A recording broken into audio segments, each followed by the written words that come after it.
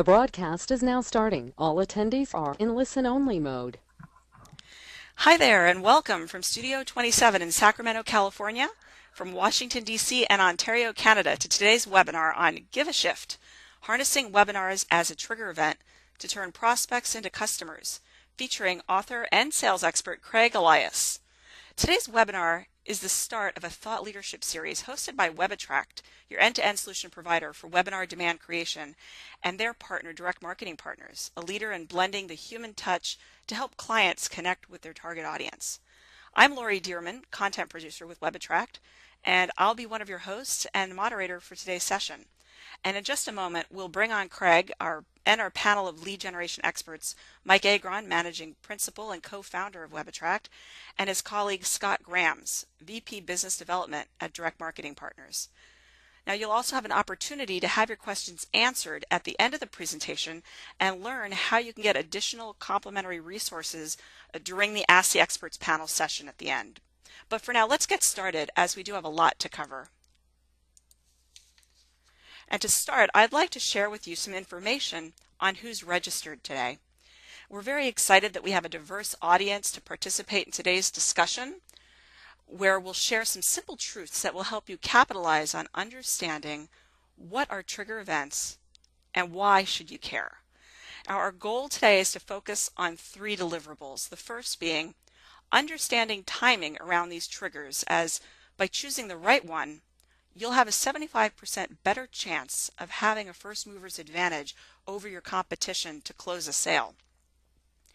The second, to provide examples of how and when webinars across their life cycle can be used as trigger events to accelerate the sales process. And the third, to have you leave this webinar today with a fresh understanding and appreciation of how you can use and add trigger events such as webinars to help you turn more prospects into customers by getting them into a one-on-one conversation with you. But for now, let's set the stage. It's all about timing. A well-conceived and executed webinar with post-event follow-up and nurturing, as you'll see, is a trigger event. At this point, I would like to introduce our panel, starting with Craig. Craig is a contributing author to the #1 selling book on both Amazon and the Wall Street Journal, Masters of Sales. Also author of Shift, Harness the Trigger Events that Turn Prospects into Customers, and creator of Trigger Event Selling. He's also had a 20-year record as a top sales performer, winning a $1 million prize in a $1 billion idea competition and coverage on NBC, the New York Times, and the Wall Street Journal. Next, we have Mike Agron, co-founder and executive webinar producer for WebAttract. And as a high-tech sales and biz dev veteran with such companies as Apple and Oracle, his passion is in producing what he calls high-performing, high-impact webinars with predictable outcomes, and has done this for global brands such as Google, IBM, Oracle, UL, and many emerging firms as well. Our third panelist, Scott Grams, is VP of Business Development at Direct Marketing Partners and a former executive at Sun Microsystems. He's been recognized and repeatedly awarded for outstanding achievement in field marketing. At DMP, his focus is on delivering direct marketing solutions to help clients best achieve their ROI goals on marketing and sales investments. So let's get started with Craig, and Mike and Scott will join the conversation as we go. So Craig, over to you. Thank you, Lori, very much. Good afternoon, everybody. So as Lori says, for 20 years, I was just a lucky salesperson. I just had this ability to show up exactly the right place at exactly the right time. And that happened right up until the day before 9/11 when I joined a brand new company. So I went from 0 to 0 in no time flat, and I couldn't figure this out. So what I decided to do was I had some holiday time coming to me, and I waited until August, and I took my 2 weeks of holiday, and I spent a month of afternoons reflecting on my successes. When was I good? When was I great? And when was I just unstoppable? And I figured a few things out. So I took what I learned, and I built a company on the internet, which then ended up winning this $1 billion idea contest and winning a $1 million prize. I ended up down in California to collect the prize. My wife at the time lived in Calgary, and we were in our early 40s trying to have children. And lucky enough, I'm commuting back and forth every other weekend trying to have a family, and my wife gets pregnant. So I went to the guy who gave me the money, and I said, I'm going to be a dad. I've got to go home. So I put in place a CEO, and I went home. And I started getting asked all these questions about these events that I had figured out. So what I decided to do was actually take what I knew, and I decided to write a book. So I took my ideas and I put them in a book. And I reached out to some people that I thought were relatively influential, and I asked them to give their opinion on the book. So there's some names here that you might recognize. The book came out last year in July, and in December it won an award as one of the top sales books for 2010. And today I'm going to share with you some of what I've learned, some of what's in the book, and at the end of this webinar you'll get a chance to get a copy at no charge. But before we do that, Lori, I think we have a poll we want to run quickly, right? Yes, in fact we do. So folks, coming up on your screen is our first poll for today. And what we'd like to know is, what are or would be your biggest challenges in turning prospects into customers? And go ahead and select all that apply here. Is it getting to the right person, being there at the right time, saying the right things, qualifying which prospects are best, or arranging the first appointment? So we've got 54% say get to the right person, 49% be there at the right time, 31% say the right thing, 57% qualifying which prospects are best, and 30% arrange the first appointment. And Craig, any thoughts on those poll results? Yeah, so something that's interesting for me, I don't see this very often, that this qualifying which prospects are best usually ends up second or maybe third. So the benefit of doing this poll on the front end is I will spend some time helping people take what I'm going to share with them and how can they use it to qualify which of the deals are most likely to close, and how do they spend more time focusing on those opportunities. So this is good because it'll help us all, I think, tailor the presentation to what the audience is really after.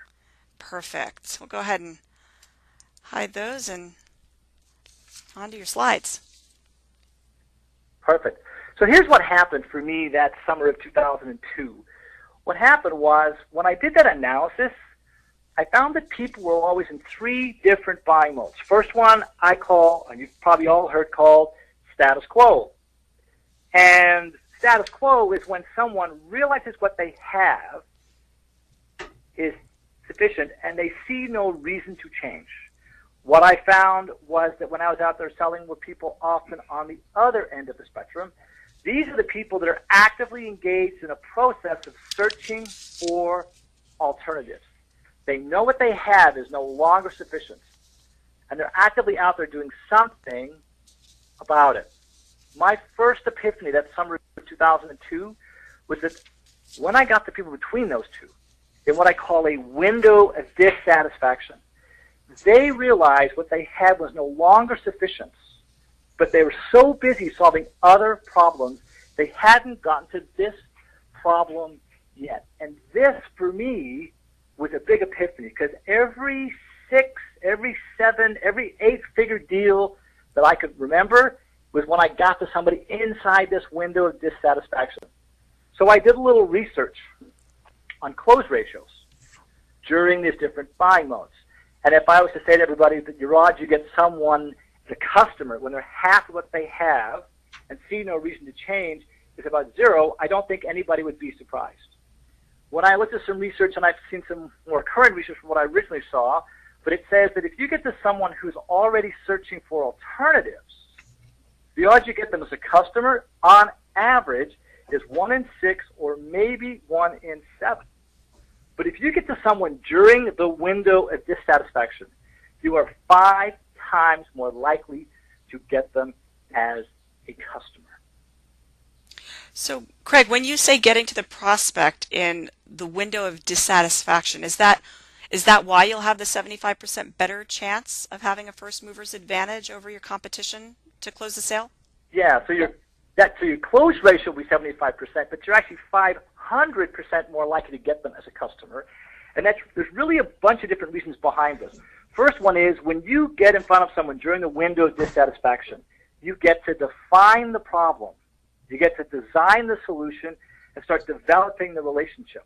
By the time a customer or prospect reaches out to a vendor, those first 2 or 3 important things have already been done, and you seldom get the same amount of time that the first person that got to that decision maker gets. That, for me, is first in wins the large percentage of the time. That, for me, is one of the big reasons that this happens.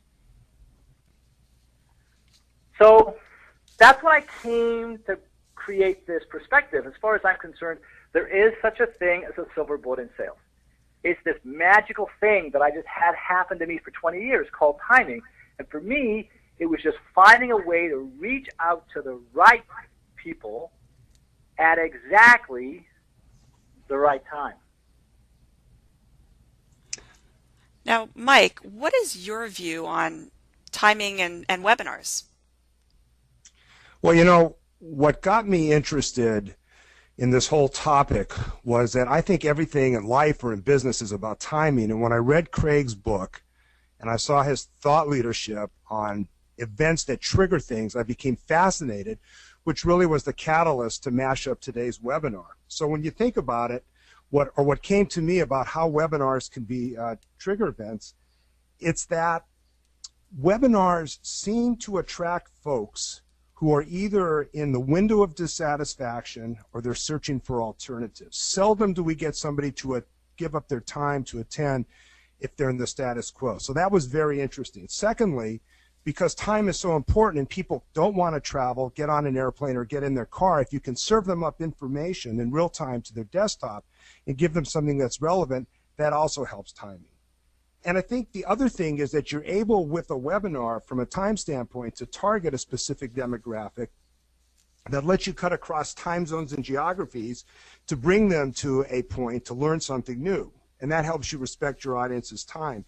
I think the other thing on timing is that if you look at things as a beginning, that the webinar is really the beginning of the process to get to learn about the people who are attending your webinar, to provide your thought leadership, to give them something to think about, and hopefully stimulates their intellectual curiosity to have a conversation with you. That's the middle part.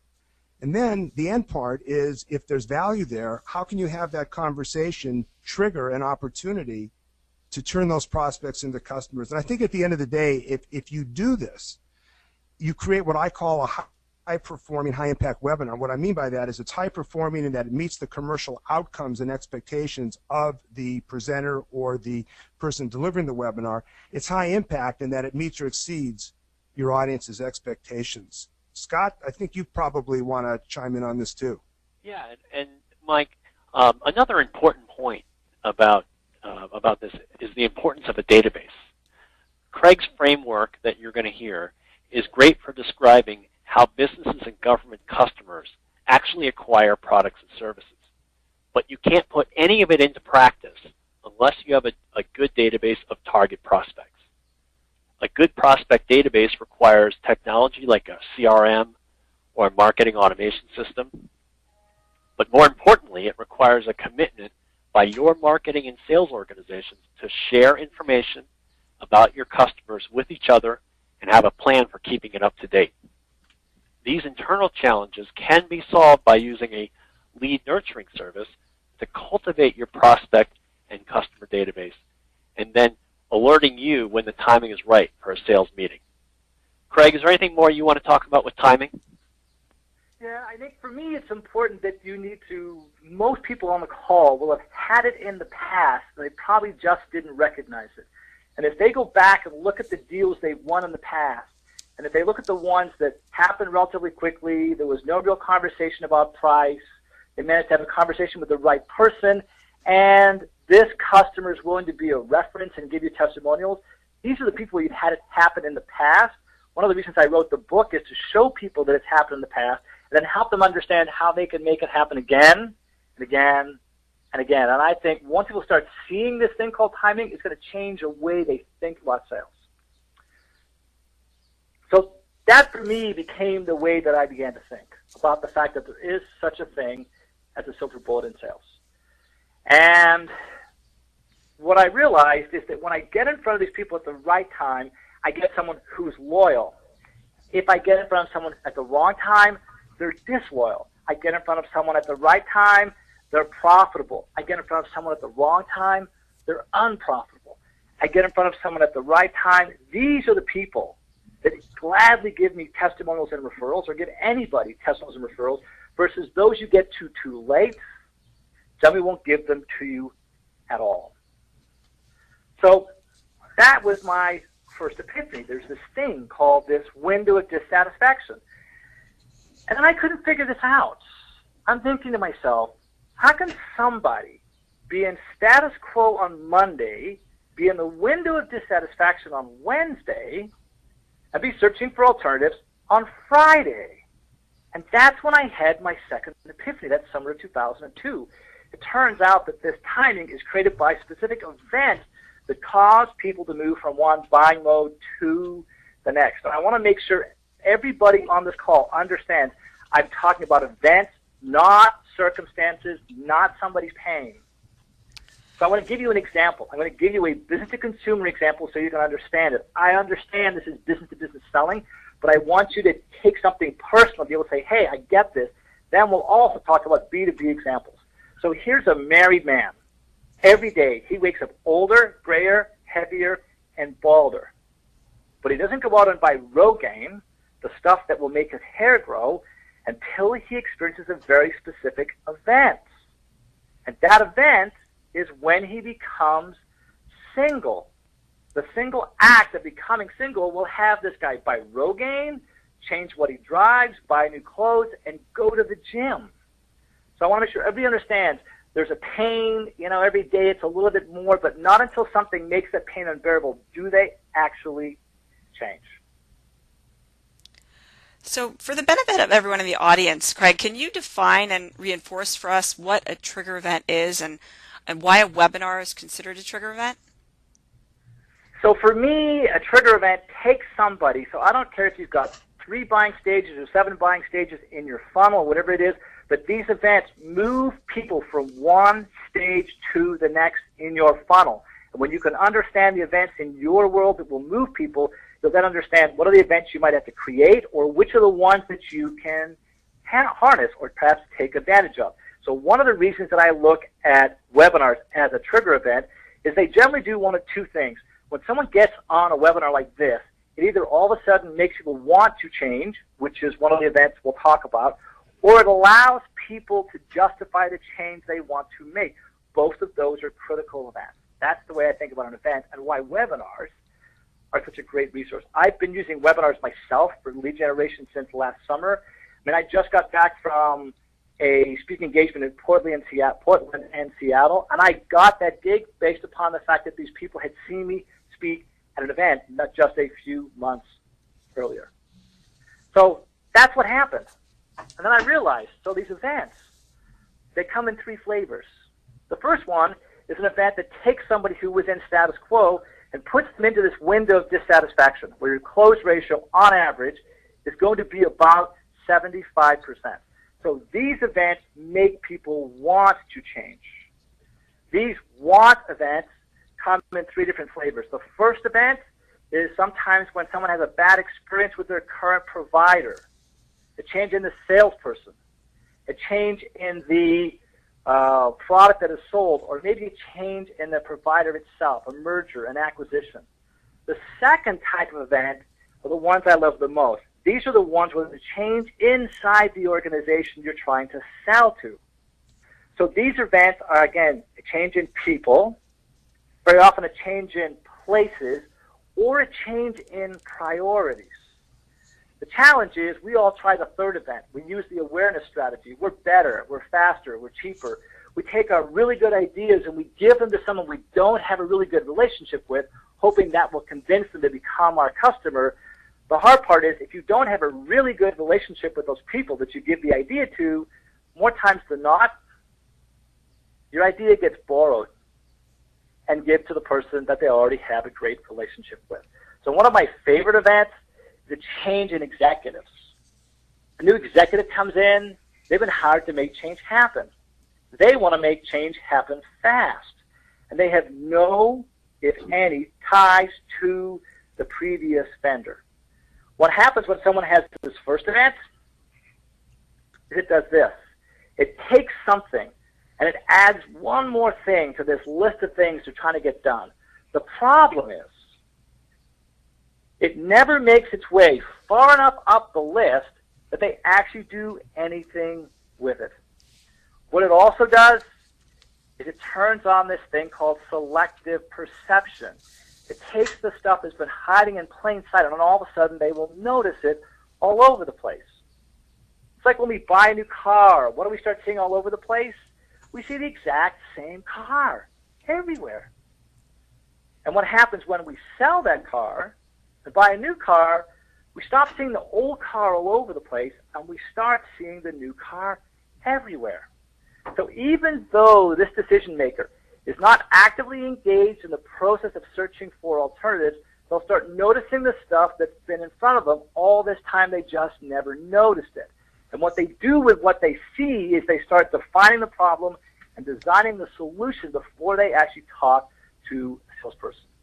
What it also does on a very regular basis is it takes an account you never could have gotten into, and all of a sudden it opens the door. An account who never would have returned your voicemails or your emails, all of a sudden one day something changes and they respond. And that tells you something has happened, and now's the time to go into that account. I know, Scott, I think you have something you wanted to add at this point too, right? Yeah, definitely. I love these examples. And the marketing qualified leads from a webinar registration or an attendee list are absolutely an important first step in finding new prospects and customers in commercial and public sector accounts. But usually, I would argue, they aren't ready for the attention of your sales reps because we just don't know yet where this prospect or customer is in the buying cycle. If you pass marketing qualified leads from just a list to your reps, they will still need to make a lot of phone calls before they find that one prospect who's in the window of dissatisfaction that you're talking about or searching for alternatives. Use a telemarketing program with a customized script to screen for the 10% of sales-ready leads who are ready to have a sales meeting today. Then put the other 90% who are in status quo, who need additional nurturing, and that nurturing will be designed to cause that want trigger, Craig, that you're talking about, and will open the window of dissatisfaction. I can tell you that Oracle and NetApp have adopted this approach, and the results have been terrific. Greg, anything more you want to say? Yeah, I mean, I'm going to share with you an example, because here's what happens for me. When someone has an event, and I love change executives as an example, that single change in executives is not one opportunity. It's usually multiple opportunities. So in this nurturing program that you can put in place, the idea is you put them on a program, you send an email out on a regular basis. What happens all of a sudden is one of those executives on your nurturing list changes jobs, and the email address bounces. And most traditional marketing people would just go, oh, that person's left. They take them off the list. The way that I think is, hang on a second, don't take them off the list. That's something you need to further qualify, because that executive, let's say they were your customer, they move somewhere else, they're highly likely to take you with them when they go to that place. What happens, let's say this wasn't unfriendly, where someone wasn't your customer in the past, and someone new takes their place. That new person is 10 times more likely now to become your customer than the person who was there before. And when you go see that new person in the job for the first time, or you talk to them the first time, the very first question you should ask is, where did you come from? Because the organization they came from has also had a change in executives. Every single bounce in executives means there's multiple opportunities. You can take this 2 or 3 degrees out, that every bounced email will provide you multiple opportunities. So it starts the whole domino effect. So that's the first event. There's a second trigger event, one that makes people all of a sudden being able to afford the change that they've wanted. And these afford changes come in 2 flavors. One, it comes in all of a sudden the fact they get their hands on some kind of money. But the second type of afford is not related to money. It's related to when someone has more time. So what I love is following events where someone all of a sudden gets more money. When someone is given some funding, that's a phenomenal opportunity. When someone has a new year end, that's also a phenomenal opportunity. It's going to make sure I advance the slide. I think it's coming. Hey, Craig? Yeah, Mike. You know, you triggered something, no pun intended, and so did Scott when we were talking about opening the door. I got a quick story that kind of reinforces how a door can be opened and when there's some dissatisfaction. It has to do with a webinar client we had by the name of the Friedman Group, and they're a retail sales consulting organization, and they were looking to go for a larger group of prospects. And what happened was, unbeknownst to them, one of the big box stores happened to have been on the webinar. And the reason they were on it is because the CEO of that big box store was dissatisfied with his sales reps. He felt they were too easygoing and too laid back, and he wanted them to be a lot more edgier. So the webinar was aptly titled Culture Shock, Shake Up Your Company, Your Store, and Your Sales Increases Will Follow. And so what happened was, the key decision makers from this big box store were looking for something new. They were so taken by the presentation as being edgy and what they wanted, they actually ended up calling right after the webinar to this company, and it ended in a negotiation where they ended up hiring this company that became a $2 million engagement. So I think this is a perfect example of how timing, executives, and opening the door can make a difference to trigger something. I just wanted to share that. I think it's a good example. Here's the important thing for, I think, everybody on the call to understand, is if you wait until the second event before you get involved, and more times than not what happens at this point, it's the customer or prospect who reaches out to the vendor. But if you do that, the problem is that 70% of the decision has already been made. Somebody's already there, defined the problem, designed the solution, and started building the relationship. I saw some research recently on how often it is that a salesperson begins the buying cycle or gets involved at the starting point of the buying cycle. It was research done by the Demand Generation Report. They asked the question, on the last major purchase that you made, how was the sales process started? Did you reach out to the vendor, or did the vendor reach out to you? And we'd all like to think that as salespeople, we're always out there reaching out to these prospects before we get to the competition, or before the competition gets to them. Turns out that wasn't the case. In less than 10% of the time was it the vendor reaching out to the prospect that started the entire process. And by the time you wait till someone reaches to you, unfortunately, it's all too late.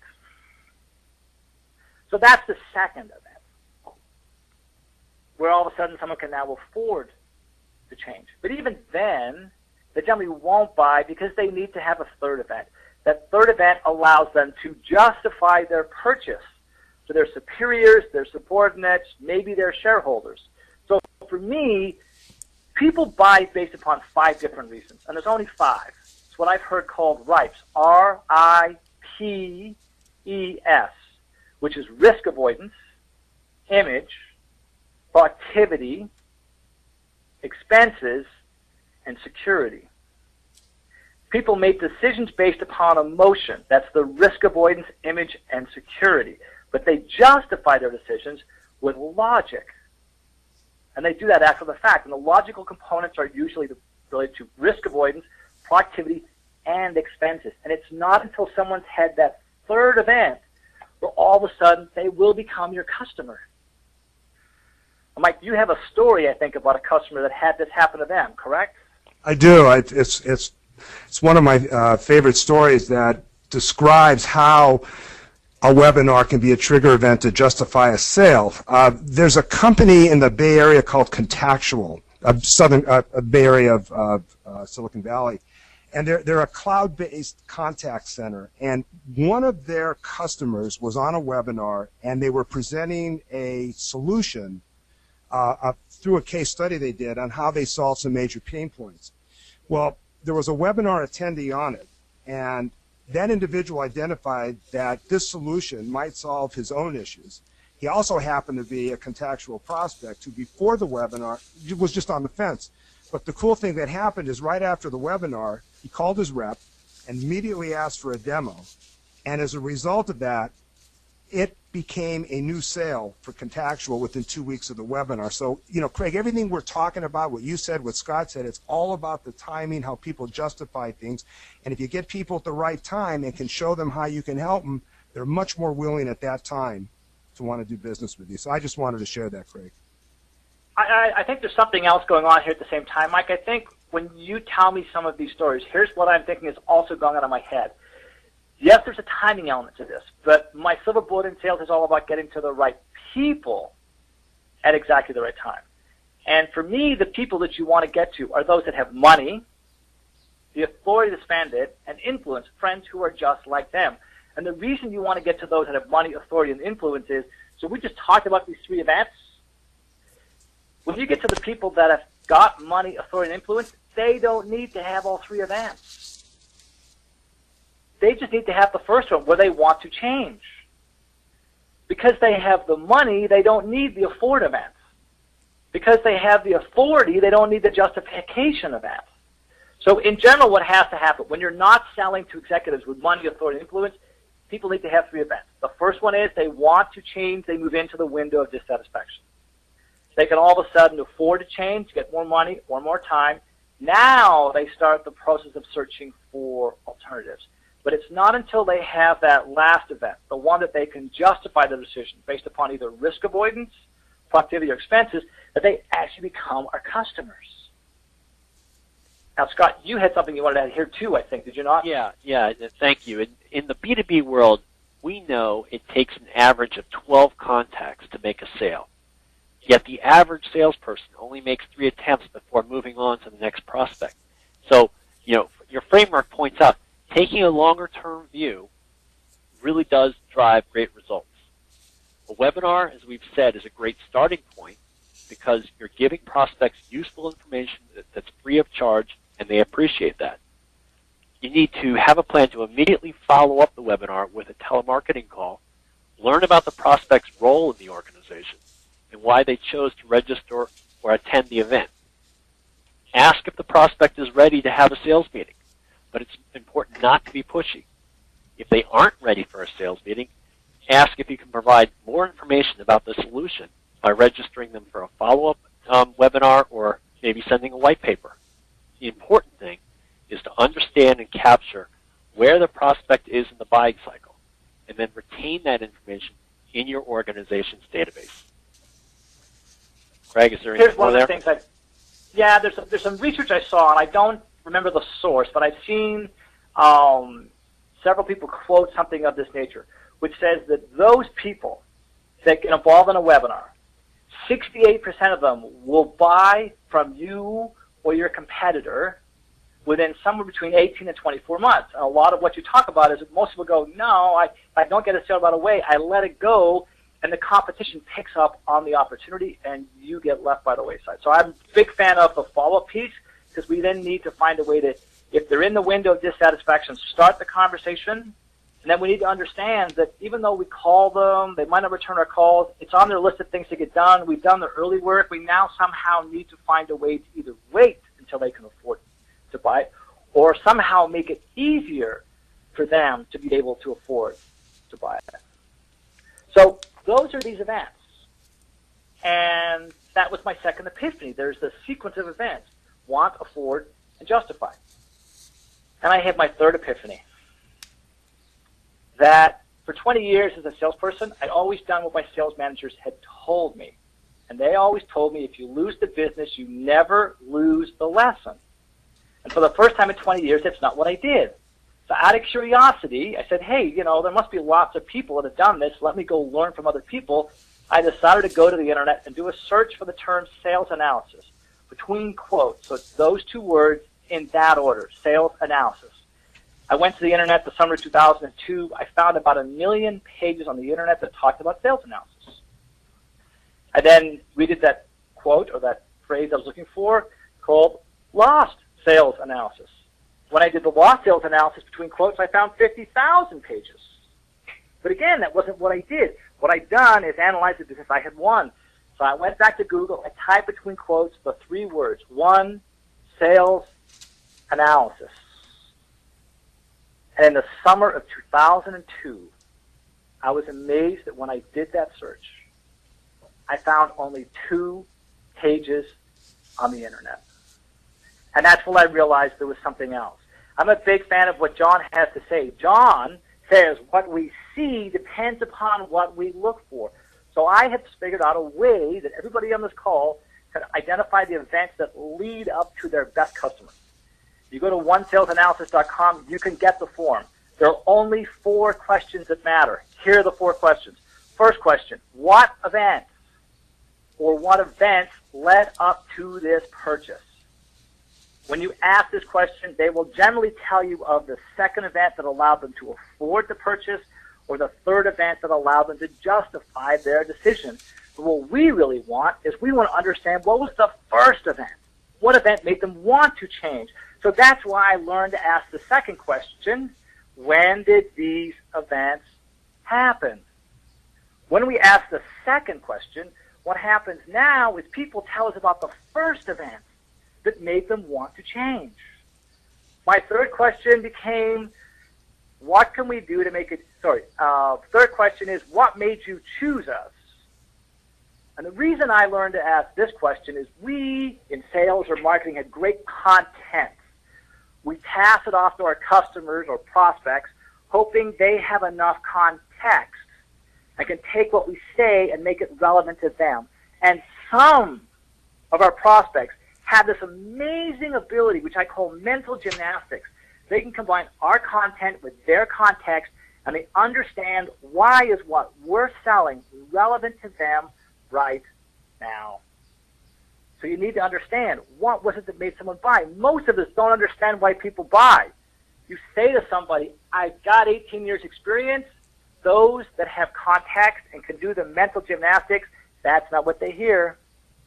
What they hear is you'll get it done faster and make fewer mistakes. When you ask that third question, people will tell you what's the real value they get out of becoming your customer. My last question became, what can we do to make it easier to become our customer?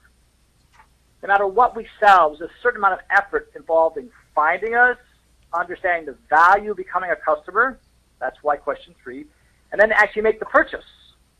So let's assume there's a certain amount of effort involved in becoming your customer. And you can get the people within 4 weeks of them having the event, and there's still enough emotion involved with this problem for them to take your call and to start the process of becoming your customer. The dilemma is that at 4 weeks and 1 day, their perception of the effort required to become your customer is too high, and they say, I'm not going to bother, I'm going to stick with what I have. If you can find a way to make it easier to become your customer, let's say half as much effort, you just doubled the number of people that are likely to buy from you. They've gone from those that within 4 weeks of having the event to those that are now 8 weeks of having the event, just by making it easier to become your customer. Well, thank you so much, Craig. That's all fabulous information. And why don't we have Mike and Scott join us, and we'll close off on everything we've learned today and learn how to get started and give a shift and have some tips summarizing how to harness webinars as trigger events and turn prospects into customers. So when you use a webinar and you think of it as a trigger event, it really is best to think about who you want to attend your webinar and what possible window of dissatisfaction could that individual in that particular industry be going for, and at the same time, are they looking for any alternatives to search for? And that really goes into the second point, which is identifying that demographic. And, for example, it could be that you want to be able to promote the business value of using thin wall plastics in manufacturing. So you want to find thin wall plastic engineers or organizations that use that. So find that demographic, match it to your value proposition, and then use that to tell, not sell, to promote your thought leadership, and that establishes your credibility to show attendees how you can help them solve a vexing problem. Scott, I'll let you take the last one since that's your wheelhouse. Okay. Yeah. Too often, we in field marketing go to all the trouble of planning and hosting events like webinars, and then take it for granted that our lead follow-up will happen automatically, using the Salesforce. Unfortunately, your sales reps are busy. They're busy people who might be closing the end of a quarter or have other priorities. Just make sure the next time you plan a webinar event, or don't let it fall into the gap between marketing and sales. Make sure you have a follow-up plan after every event that you host. So there's a couple of things I think of. First of all, when you have a webinar, you can repurpose that webinar. So you put it up on your website as a recording. When someone goes to access that recording, they have to fill in a form. When they fill in a form, they'll obviously fill in the form because somehow, all of a sudden, that webinar captured their attention because an event just happened. One of the things I love to do, I have forms on my website. People can download things, and what I love to do is I'm a big fan of this 5-minute follow-up that I see in the MIT research. And the 5-minute follow-up says if you call someone within 5 minutes of them filling in a form, you're 100 times more likely to actually reach that person. And when you get a chance to reach that person, I want to reinforce part of what Scott said, and that was we want to make sure that we're not trying to sell them something. So my 3 favorite questions are, 1, did you get access to the resource you were looking for? So did you get the email to download the link? 2, I'm curious when you heard about this or found it, what resonated and captured your attention, said, hey, I should go download this. The third thing is, I'm curious what happened recently that somehow made this content more relevant or maybe more important. Perfect, and thanks so much, gentlemen. And before we get to the resources and all the great questions that are coming in, I do have one quick poll I'd like to put up for us. So if you would take a moment to weigh in, we'd love to know, based on what you've learned today, will a trigger event become an option that you'll use to turn prospects into customers? It looks like a good 70% of our audience is in fact planning to use a trigger event to turn prospects into customers. So it's great information, and we thank you for sharing it with us. For anybody who would like some additional information, those resources that we've been promising you are available online. And you can get a free copy of Craig Elias's book at shiftselling.com/book/give-a-shift. And you can also get some fabulous information as well as a PDF and an on-demand recording of a tutorial on the roadmap to managing the webinar lifecycle. It's a great overview on what you need to be aware of from start to finish to produce high-performing and high-impact webinars.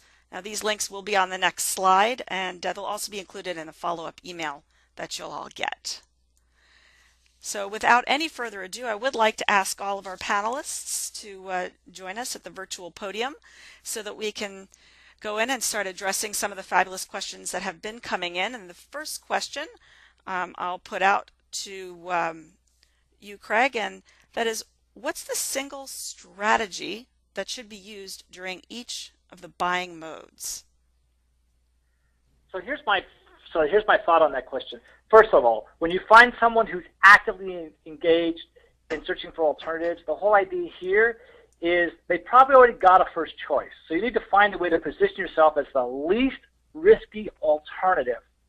You need to wait for the first person to falter in any way, and all of a sudden the buyer becomes more risk-averse than they were before, and they'll choose you over everybody else. You can try all the standard tips, tricks, tactics, and techniques you've been taught by sales trainers. The hard part is all they do is they diminish the likelihood someone will ever become your customer. When you find someone who's in this buying mode of status quo and sees no reason to change, what you want to do is focus on the relationship. And if you can, you want to find a way to raise somebody's expectations. Can you be more reliable, or can you be more responsive? They then expect that of somebody else. When they don't get it, they become unhappy. They move into the window of dissatisfaction. When you find someone in the window of dissatisfaction, a couple of things will happen. First of all, they'll tell you about the problem they want solved or the outcome they're trying to accomplish instead of what it is they're actually trying to buy. They will also tell you something along the lines of this. You know what, Craig, I've been thinking about this. Can you phone me back in December? And for years, that's what I did. Sort of. I would phone back 2 weeks early thinking I was smart. And by the time I got to someone, it was already too late. They'd already bought from somebody else. So when you hear someone say to you, I'm thinking about that, phone me back in 6 months, phone me back in December. All the alarm bells should go off in your head. Don't phone them back in December. Find any way to get them out of their office. Golf, beer, coffee, a sports game. I don't care what it is. Get them away from their superiors, subordinates, spouses, voicemail, email, all these distractions. Get them out of their office telling you about the problem. You can plant a few seeds around how you can solve that problem, and all of a sudden now you can start developing the relationship. And that, also, when someone all of a sudden can afford to buy, will get you the business, on average, about 75% of the time.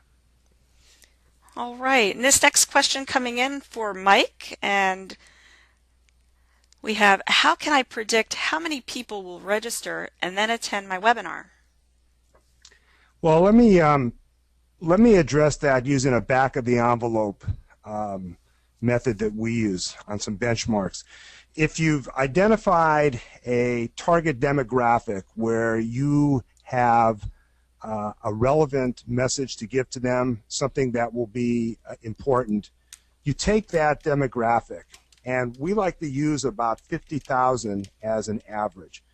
We know historically of that 50,000, 1.5% of them will come to the registration landing page, or 750. Of those 750, we know approximately 1/3 of them will register, so that's 250. So that's 1/2 of 1% of that 50,000 named database. We also know historically that about 40% of those people that register will attend. So 40% of 250 is 100. So if you use those as benchmarks, you'll have a pretty good idea. Now, if you find that your numbers are higher, you're probably really zeroed in on a demographic that finds what you have to say to be timely. They're in the window of dissatisfaction. They're searching for an alternative. If they come to the registration page and sign up higher than 25, 27, 28%, you're connecting with the audience. Those are a lot of the things that you can do to predict on who's going to register and attend your webinar. Great question. Thank you. Perfect. Thank you, Mike. And this one looks like a great one for you, Scott. Does this framework apply to the public sector like it does to commercial accounts? Yeah, that is a good question, and the answer is definitely it does. Public sector customers have more or less the same reasons for buying as the commercial. I mean, we heard earlier Craig talk about RIPES, risk avoidance, image, productivity, expenses. Those are all the same reasons, and a lot of them are emotional, that the public sector buyers choose products and services. Really, the only difference between public sector and commercial is the way they buy, how they acquire products using contract vehicles or an RFP process. When the government buys, for example, obviously it has to be an open award process. But all that said, the framework does apply. Perfect. Thank you very much. This one coming in for you, Craig. How can I recognize when a prospect is in the window of dissatisfaction? Yes, and I think for me, the answer I gave earlier is people will do a couple of things. One, they'll tell you about the problem they want solved or the outcome they're trying to accomplish. They won't tell you about the product or service they want to buy. But they'll tell you, hey, I'm thinking about this, phone me back in December. And I'm sure there's lots of people on this call that will say to themselves, man, I've done that so many times. And now I understand that is totally the wrong thing to do. And for me, most of my experience as a salesperson, I did the same thing for the longest time. It wasn't really until that summer of 2002 that I realized that was totally the wrong thing to do when I find someone who says that to me. All right, thank you. And this looks like a good one for you, Mike. You mentioned high-performing, high-impact a few times. Can you expand on that? Yes, I can, but I see that we had a question on the back of the envelope numbers. They're actually in that PDF on Roadmap to Managing the Webinar Lifecycle. There's a whole slide there on the benchmarks. And if you want, you can just email me and I'll give them to you again. Yeah, let's talk about that question on what I mean. And I really think that the process regardless if you're trying to attract attendees for Fortune 1000 companies or a small company, it's really all based around that this is a complex sale or solution. Everything that we see that works follows these guidelines. So when I talk again about high performance, I'm talking about what the webinar company or the webinar client is looking for an outcome. What is their goal? What is the market they're trying to reach? And if you think about 4 quadrants, and on the y-axis would be the value that the client would get, on the x-axis going out would be the value to the attendees. The coveted quadrant you want to be in is in the upper right-hand quadrant. That's what I call high-performing, high-impact. Some of the things that make a webinar high-performing and high-impact are the things we talked about, is giving somebody something that they didn't know or validating something that they were thinking about, stimulating their intellectual curiosity, telling them something, giving them lessons learned. And one of the best ways are case studies. We find those webinars that perform the best have a real case study that talk about business value. They're not a product demo, and they're not an overt sales pitch. They're about how somebody solved a business problem. The other thing is that it's engaging, it's conversational. It's not just death by PowerPoint, if you will. It's not just someone standing up and giving a bunch of bullets. It's really people engaging the audience. Those are the things that take a lot of time and a lot of planning to work on. But when you can connect with that and you have something that's really of interest, you will most certainly be in a position to have the high-performing, high-impact kind of webinar that you want. And actually, we are going to be presenting that as a case study ourselves in another thought leadership webinar. We're working on correlating a lot of statistics we have. But I think at a high level, Lori, that's probably the best that I could say on it for right now. Well, I think that was a great job. Thank you. And I've got a question here that looks good for Scott. Scott, if I have a CRM or marketing automation system, how can I start tracking trigger events to know when prospects are in the window of dissatisfaction? Yeah, that's a great question. And the answer is, let's go back to what Craig was saying. Let's immediately implement in a CRM system the one sales analysis that he had 4 questions that are really relevant. Let's ask all of your current customers, or a significant portion of them, what event led to the purchase? When did the event happen? What made you choose us? And then finally, how could we make it easier to become your customer? If you can't get your sales team to ask those questions as routine as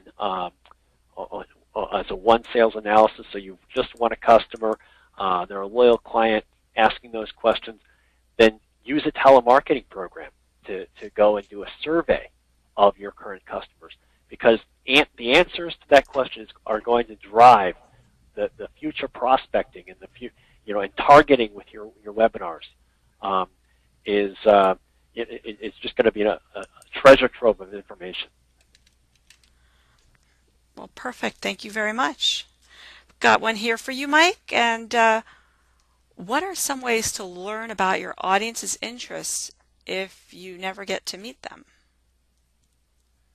Well, that's one of the challenges, of course, of any virtual meeting is unlike a live event where you get to ask questions before you get started, you have a tough time doing that. What I would suggest is, and probably one of the best things we do and best practices, is when people are registering for your webinar, just ask them, what would you like to learn from this webinar? And leave it open.